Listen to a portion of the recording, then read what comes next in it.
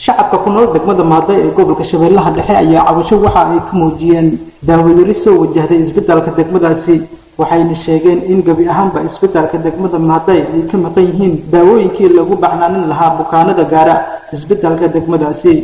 walow baahideen ay mataqaanaa laba jibaar saddex jibaar ay sii tahay waxaan ka codsanaynaa mataqaan dawladda Hirshabeelle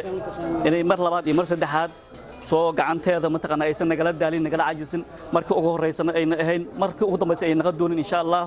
in mataqaanaa isbitaalka saan u jeedaan hadaba aad iyo aad baahiyo fara badan jirto oo xag daawo ah sidaas darteed mataqaanaa waxaan codsanaynaa insha Allah in la sii laba jibaaraan oo saddex jibaaraan hawshooda maadaama ay qaybta caafimaadka u qaabshineed dawladda Hirshabeelle ayaga yihiin annagana ayaga aan sugayno inay nagu xiraan dawladda tan dhaxal nagu sii xiraan ayagaan ka sugaynaa insha Allah dhanka kale gudoomiyaha maamulka degmada Mahday Axmed Xuseen Afrax warbaahinta kula hadlay gudaha isbitaalka degmada Mahday ayaa waxa uu baaq u diray wasaaradda caafimaadka dawlad goboleedka Hirshabeelle isagoona ka dalbaday in daawooyin la gaaro isbitaalka degmada Mahday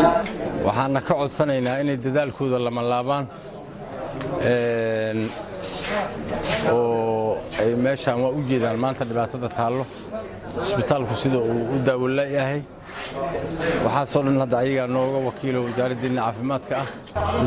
caafimaadka waxaana ka codsanaynaa inay degmada Mahday xaaladeeda caafimaad ay aad ula socdaan Cabdiraxmaan Xuseen Cumar Wadani TV-ga Kalsan Jowhar